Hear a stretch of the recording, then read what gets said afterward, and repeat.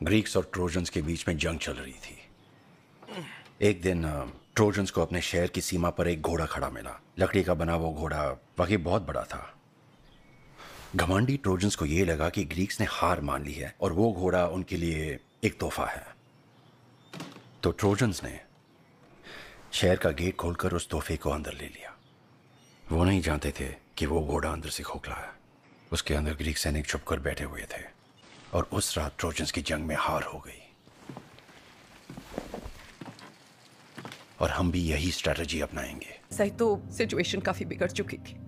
कई हॉस्टेजेस छत पर आ गए थे और मुझे लगा कि हॉस्टेजेस खतरे में है, तो मैंने इसीलिए शूट करने का ऑर्डर दे दिया और गोली एक हॉस्टेज को ही लग गई। हाँ, मैंने टीवी पर देखा था बेटा। मुझे समझ नहीं आ रहा मामा, उसकी वाइफ को कॉल करूं या फिर मीडिया में बात करूं या फिर रिजाइन कर दूं, समझ नहीं आ रहा मामा। मारी यहाँ आने से पहले बात हुई थी उससे, चोट जरूरी ना है, जेल से अच्छी मौत है, समझी के? 99.6 कोनी मुसीबत ना, 104 घनी मुसीबत, 99.6 कोनी मुसीबत ना। मन ने कुटाई के बाद बड़े मर्दों को पूछा है, मर्दी मर्द को जाने है। वो दूसरे कैदियों के साथ भाग गया है। वो सब एक दरवाजा उड़ा के यहां से बाहर भाग गए। लेकिन तुम्हें किसी की टेंशन लेने की कोई जरूरत नहीं है। जितना कहा जाए उतना करो। मुझे पता नहीं था कि तू इतनी बड़ी कमीनी है। तू अपना मुंह बंद ही रख और यहां बैठकर अपनी लाइफ की स्टोरी मुझे मत सुना। मैं कोई तेरा दोस्त वोस्त नहीं हूं, समझ गई तू? और अगर तू एक किडनैपर को दोस्त बनाना चाहती है ना, तो तुझसे बड़ा बेवकूफ कोई नहीं है। तुम्हें उस पर शक नहीं है ना? वो यहाँ भी आया था रकेल, वो इस टेंट के अंदर भी आ चुका है। तुमने उसकी इंक्वायरी की? क्योंकि मैंने की। तुमने अपना काम ठीक से नहीं किया रकेल। यहाँ पास ही में एक स्ट्रीट पर उसकी शॉप है जहाँ वो साइडर बनाने का दिखावा करता है। वहाँ हर चीज ढक के रखी हुई है, कौन जाने वो क्या छुपा रहा है। इसका मतलब तुम उसे फॉलो कर रहे थे? हाँ, मैं उसे फॉलो कर रहा था। और वो कोई साइडर या कुकीज नहीं बनाता, बस स्पॉट में एप्पल जूस भर के रखता है और कुछ नहीं। पता है उसके वेयरहाउस में हर जगह बस कचरा ही कचरा भरा हुआ है। उसके पास एक खटारा गाड़ी भी है और वो एक बंक बेड पर सोता है जो पुराने टायर और ग्रीस से घिरा हुआ है।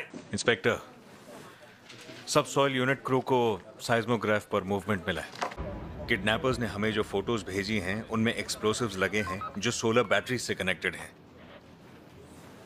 हर एंट्रेंस पे एक्सप्लोसिव्स लगाए गए हैं, यहाँ तक कि एसी वेंट्स में भी बॉम्ब्स लगाए गए हैं। किस टाइप के बॉम्ब्स हैं?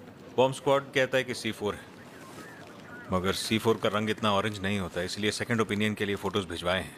मेरी बात सुनो तो मेरे पास सर है, मैं और भी औजार लेके आ सकता हूँ, जैसे कि हथौड़ा, स्क्रू ड्राइवर वगैरह वगैरह जो भी मिल जाए। वो सब मैं यहाँ पे 2 घंटे में लेके आऊंगा। तुम्हारे पास खड़ी है? हाँ है। कोई भी बहाना सोच लो, ऐसा बहाना जो ठीक 2 घंटे में तुम यहाँ वापस आ सको। कैसे भी यहाँ आ जाना। याद रहे लेफ्ट में दूसरी WC है, मैं सारे औजार वहीं पे रख दूंगा।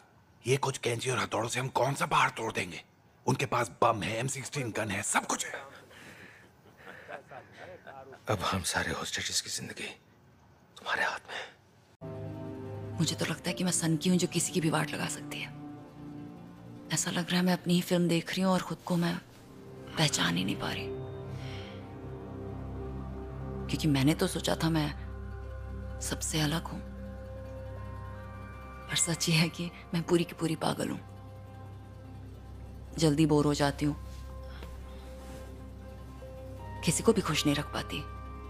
देखो, मुझे मेरी एक स्टूडेंट की बहुत चिंता हो रही है, सिल्विया की, क्योंकि वो छोटी है, बहुत ही सेंसिटिव लड़की है वो, और मुझे लगता है उसे लोगों के बीच ज़्यादा अच्छा लगेगा। मेरा मतलब है उसके दोस्तों के साथ। वैसे डैड को हमेशा से लड़का चाहिए था। वो मुझे 5 साल की उम्र से ही शिकार पर ले जाते थे, कभी हिरन, भालू, कभी सुअर। पर डैड तो उन्हें मारते थे जो जंगल को बचाते थे। मुझे अब गन्स अच्छी नहीं लगती।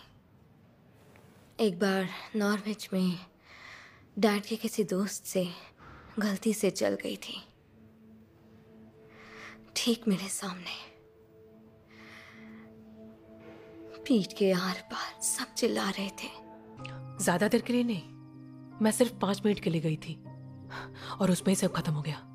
उसे स्पाइडरमैन बनना बहुत पसंद था। माँ की आंख स्पाइडरमैन।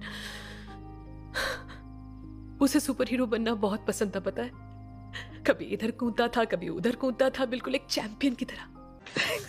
कह देना कि तुमने मुझे मार दिया और लाश ठिकाने लगा दी, मैं छुप जाऊं। अरे किधर जाएगी, किधर छुपेगी तू? दूसरे वाले सेफ में। मुझे कोड पता है, कोई अंदर नहीं आ पाएगा। कह देना तुमने मुझे मार दिया। कह देना मुझे मार दिया। खून दिख रहा है क्या तेरे को? हाँ, सब पहुंचने लोग हैं, पकड़ी जाएगी। हाथ में मार दो, चलो हाथ में क्या गोली करूं? मार हाथ दो। में मार के सट के लिए क्या तू? हाथ चला में गोली मार दो। अरे हट ना, कंधे पे गोली मार। नहीं होएगा। ठीक है, कंधे के चक्कर में फेफड़े का डिजाइन बदल गया तो नहीं होएगा। मेरी थाई पे मारो, यहाँ से बहुत खून निकलता है। मेरी बहन को किसी ने मारा था, बहुत खून निकला था। जल्दी करो। पहले बता बात क्या है, कि ये तेरी जिंदगी झंड कर देगा। कौन? ये बच्चा। अच्छा है ना, तेरा बच्चा तेरी जिंदगी बर्बाद करे, बजाय इनमें से कोई चूतिया या मैं बर्बाद कर दूं। मेरी जिंदगी बर्बाद कर देख, लाइफ की लगने में टाइम नहीं लगता। सुबह सुबह तू मस्त नहा धो के काम पे आई और दोपहर तक कुछ चूतियों ने मास्क लगा के सबकी ले ली। इनमें से एक का भी भेजा सटका गोली मिली चली तो सब खल्लास ना। ये घोड़ा है ना, लाइफ की इससे लगती है, बच्चे से नहीं। तुम जानते क्या हो मेरे बारे में? कुछ भी नहीं। तुम लोग को ये लाइन दिख रही है, बस इधर से ही तुम लोग को खोदने का है, एकदम लाइन के अंदर से, जैसे किसी की कब्र खोद रहे हो।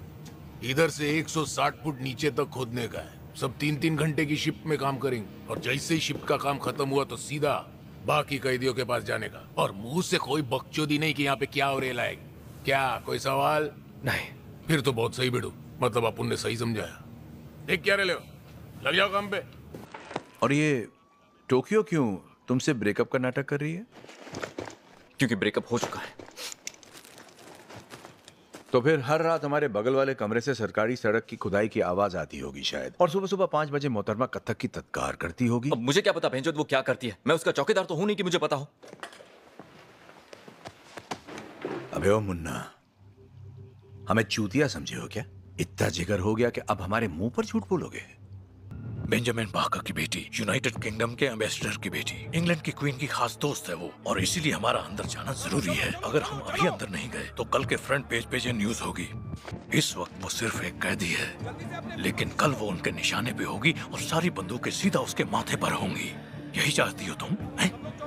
दोस्तों, वीडियो अगर पसंद आई हो तो कमेंट बॉक्स में लिखकर ज़रूर बताइएगा कि वीडियो में आपको क्या चीज़ पसंद आई और आगे चलकर आप किस तरह की वीडियोस देखना चाहेंगे।